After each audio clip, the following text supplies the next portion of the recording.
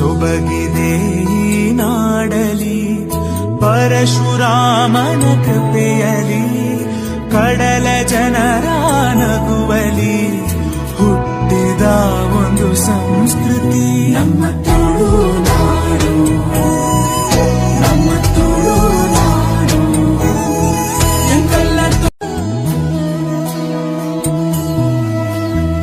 ಗುಣವಿದೆ ಈ ಮಣ್ಣಲಿ ಸೊಬಗಿದೆ ಈ ನಾಡಲಿ ಪರಶುರಾಮನ ಕೃಪೆಯಲಿ ಕಡಲ ಜನರ ನಗುವಲಿ ಹುಟ್ಟಿದ ಒಂದು ಸಂಸ್ಕೃತಿ ನಮ್ಮ ತುಳು